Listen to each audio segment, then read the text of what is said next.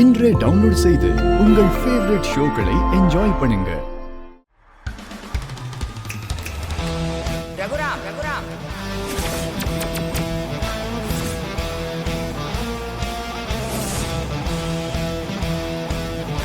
எனக்கு கடவுள் மேல நம்பிக்கை கிடையாது.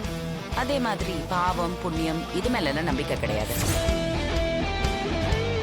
அதனால நீங்க சொல்றதெல்லாம் வெறும் உங்க கனவுல வேணா நடக்கலாம், நிஜத்துல நடக்க வாய்ப்பே இல்லை. உனக்கு கடவுள் மேல நம்பிக்கை இல்லாம இருக்கலாம், ஆனா உண்மைன்னு ஒண்ணு இருக்கு, அறம்னு ஒண்ணு இருக்கு.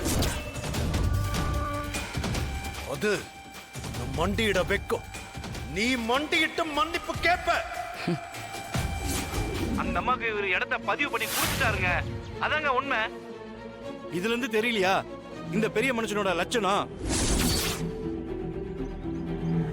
இப்ப என்னங்க சொல்ல வரீங்க? அப்படின்னா எங்க அண்ணன் நிலத்தை கோவிலுக்கு தரேன்னு சொல்லிட்டு இப்ப ஏமாத்திட்டாருன்னு சொல்ல வரீங்களா? யோ, நான் நேரடியா தானே சொல்றேன். அந்த அம்மா தான் பத்திரத்தோட காப்பியை காமிச்சு தெல்ல தெளிவா சொல்லிருச்சே. அந்த அம்மாவுக்கு நீங்க அதிக விலைக்கு வித்துட்டு இங்க வந்து நான் நிலத்தை கோயிலுக்கு கொடுக்கணும்னு நினைச்சேன். ஆனா அந்த அம்மா ஏமாத்தி வாங்கிருச்சுன்னு ஒரு நாடகத்தை போடுறீங்களா? அது எப்படி வீட்டுல இருக்கிற பத்திரம் கால் முடிச்சு தானே அந்த அம்மா கைக்கு போயிடும்? ஏங்க, எங்க இருந்தோ வந்த ஒரு ஃப்ராடு பொம்பளை சொல்றதை நம்புவீங்க, என் மச்சான் சொல்றதை நம்ப மாட்டீங்களா? உங்க மச்சான் கை நாட்டு வச்சு கொடுத்தாருன்னு சொன்னாங்கல்ல, அது எப்படி பெரியவருக்கு தெரியாம வெத்து பத்திரத்துல கை நாட்டு வச்சு எடுத்துட்டு போயிட்டாங்களா? கையெழுத்து போட்டா காட்டி கொடுத்திருந்தா கை நாட்டு வச்சுட்டு இங்க வந்து யார்கிட்ட நாடகம் ஆடுறீங்க? ஓ, நாடகம் ஆடுறாங்களா? இத பாரு, எங்க அண்ணனை பத்தி தரக்குறைவா பேசின அப்புறம் இங்க நடக்கிறதே வேற. எங்க அண்ணனை பத்தி இந்த ஊர்க்காரங்களுக்கு நல்லா தெரியும்யா. நீ சேத்த வாரி இறைச்சா இங்க இருக்கிறவங்க எல்லாம் நம்பிடுவாங்களா என்ன? ஆமா ஆமா, நல்லவர்னு பேர் எடுத்துட்டு அந்த பேரை வச்சுதானே எல்லா பிரார்த்தனத்தையும் பண்றாங்க.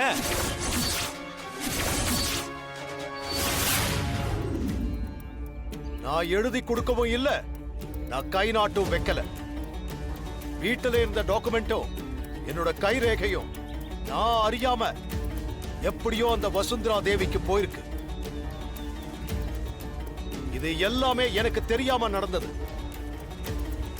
அந்த இடத்தை வசுந்தராக்கு விற்க மாட்டேன்னு சொன்னதுக்கு என்னை ஏமாத்தி அந்த இடத்தை அவ தனக்கு சொந்தமாக்கிக்கிட்டா. சட்டத்துக்கு புறம்பான ஒரு காரியத்தை பண்ணிருக்கா அவ. கார்த்திகை தீபத்துக்கு இன்னும் 10 நாள் இருக்குல்ல, அந்த 10 நாளைக்குள்ள அந்த அம்மா பண்ண திருட்டுத்தனத்தை அம்பலப்படுத்தி இதுல என்னோட தப்பு எதுவும் இல்லைன்னு நான் நிரூபிச்சு, நான் சொன்ன மாதிரி சிவனோட அருளால அந்த அம்மாவே வந்து அந்த டாக்குமெண்ட்டை நம்ம கிட்ட திருப்பி கொடுப்பாங்க. அதுக்கான அத்தனை முயற்சி நான் பண்ணுவேன். தீப திருநாள் அன்னைக்கு கோயிலுக்கான பூமி பூஜை கண்டிப்பா நடக்கும். இது அந்த பரமசிவன் மேல ஆணை.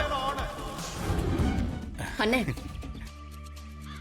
தீப திருநாள் அன்னைக்கு பத்திரம் வரலனா ரகுராம் உசுர விட்டுருவாராம். வசுந்தரா கைக்கு போன நிலம் ரகுராம் கைக்கு திரும்ப வந்துருமா? அதுக்கு வாய்ப்பே இல்லைங்க. இப்பவே மேல தளத்துக்கு சொல்லி வச்சிருங்க, ரகுராமோட இறுதி ஊர்வலத்துக்கு. தங்கச்சிமா, அதுக்கு என்னம்மா, இப்பவே போன் பண்ணி சொல்லிடுறேன். டேய் சர்க்குணம் ஐயா, கார்த்திகை தீபம் அன்னைக்கு ஊர்ல பெரிய வீட்டு சாவு ஒண்ணு நடக்க போகுதுடா. அதுக்கு பெரிய மேளம் பெரிய மாலை எல்லாத்தையும் ஏற்பாடு பண்றா. சரியா? சரிங்க ஐயா.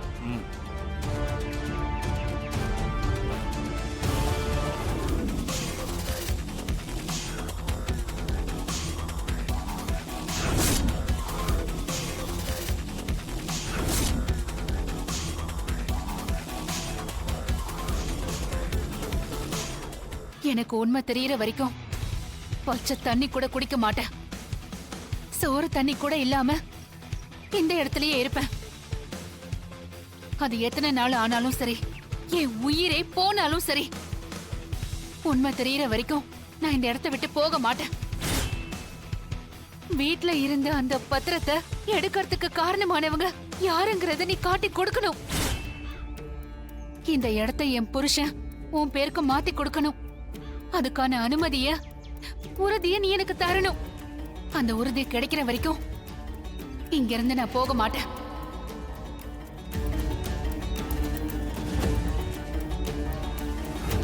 யாரு நீங்கெல்லாம்? என்ன கலாட்டா பண்ணிட்டு இருக்கீங்க? உங்களுக்கு என்ன வேணும்? இங்க பாருடா, எங்களை உனக்கு யாருன்னு தெரியலையா? எதுவுமே தெரியாத மாதிரி பேசுற. இப்ப எங்க நிலத்தை நீ போலியா தான் ரெஜிஸ்டர் பண்ணேங்கிற உண்மையை ஒத்துக்கல. இந்த பார், இதெல்லாம் சுத்தி உன்னோட ஆபீஸ் உடைஞ்சு கிடக்கு பாரு. அங்க விழுந்த ஒவ்வொரு அடியும் ஓ மேல விழுகும் சொல்லிட்டேன். அப்புறம் போலியா ரெஜிஸ்டர் பண்ணா அது உனக்கு சொந்தமாயிருமா? எங்க நிலத்தோட தாய் பத்திரம், ஒரிஜினல் பத்திரம் எல்லாத்தையும் இப்ப இங்க கொண்டு வந்து வைக்கிற. அப்புறம் நீ போலியா ரெஜிஸ்டர் பண்ண பத்தியா, அந்த பத்திரத்தையும் கொண்டு வந்து வைக்கிற. ஏய், கையெழுத்து வேணா போலியா போடலாம், கை நாட்டை எப்படி போலியா போட முடியும்? உங்க அண்ணன் தான் கை நாட்டை வச்சு இடத்தை எங்களுக்கு ரெஜிஸ்டர் பண்ணி பணத்தையும் வாங்கிட்டு போயிட்டாரு. நீ போய் அவர்கிட்ட கேளுப்போ. ஏய், எங்க மச்சானை பத்தி உனக்கு என்ன தெரியும்? அவர் என்ன உன்ன மாதிரி நினைச்சியா? உன் ஃப்ராடு தந்தையெல்லாம் எங்க கிட்ட காட்டாத. ஒழுங்கு மரியாதையா எல்லா டாக்குமெண்ட்ஸையும் எடுத்துட்டு வா. குடுக்கலன்னா என்னடா பண்ணுவ? என்ன பண்ணுவியா? மச்சான், உடைங்க மச்சான். நாங்க உடஞ்ச கிடக்கு பத்தியா? அடுத்த அடி அங்க விழுகாது, ஓ மேலதான் விழுகும் சொல்லிட்டேன். வந்திருக்கிறது 6 பேரோ 7 பேரோ. நான் நினைச்சா டெரல் சுன்ற நேரத்துல 100 பேரை இறக்குவேன். என்ன பண்ணுவ? கூலி படைங்க வந்தா உங்கள ஒருத்தன் கூட வீட்டுக்கு போய் சேர மாட்டீங்க. நான் யாருன்னு காட்டவா? நீ யாரா இருந்தா எங்களுக்கு என்ன? எங்க ஊருக்கு வந்து எங்க ஐயாவையும் ஏமாத்துவ? நாங்க வேடிக்கை பார்த்துட்டு சும்மா இருப்போமா? தலையா மேடம், என்னாச்சு? என்ன பிரச்சனை? பாருங்க சார், இப்படி எல்லாம் நடக்கும்னு எதிர்பார்த்து தான் நான் உங்களை வர சொன்னேன். நான் பயந்த மாதிரியே ஆயிடுச்சு.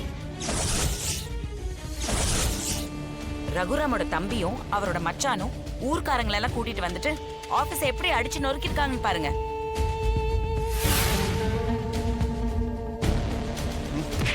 யோ, என்னையா பெரிய சண்டையரானே? சார் கையெடுங்க சார். சார், முதல்ல கை எடுங்க சார். இந்த அம்மா எங்க மச்சானை ஏமாத்தி இருக்கு. அது மட்டும் இல்லாம எங்க வீட்ல இருந்த பத்திரத்துல திருடி எடுத்துட்டு வந்திருக்கு. அதோட என் மச்சான் கைரேகையும் திருடி இருக்கு. முதல்ல இந்த அம்மா அரெஸ்ட் பண்ணுங்க சார். அதுக்கு ஆபீஸ்க்கு வந்து அடிச்சு நொறுக்குவீங்களா? இவங்க மேல தப்பு இருந்தா வந்து கம்ப்ளைண்ட் கொடுக்கணும், இல்ல கோர்ட்ல கேஸ போட்டு வாதாடு. அதை விட்டுட்டு இங்க வந்து கலாட்டா பண்ணுவீங்களா?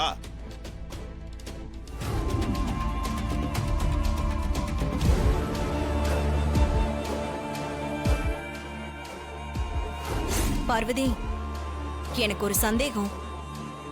வீட்டோட கொத்து சாவி உன்கிட்ட தானே இருக்கு, அப்புறம் எப்படி பத்திரம் வெளியே போயிருக்கோம்? ஆனா வீட்ல இருந்த பத்திரத்தை எப்படி சாமி எடுத்துட்டு போக முடியும்? அவரோட கைரகைய யாரு சாமி திருடி எடுத்துட்டு போய் கொடுத்திருப்பாங்க? இதோ இருக்கானே அந்த சிவனுக்கு இடப்பக்கம் இருக்கிறவ யாரு? அவளோட பேரை கொண்டவ தான் இதெல்லாம் செஞ்சிருக்கா.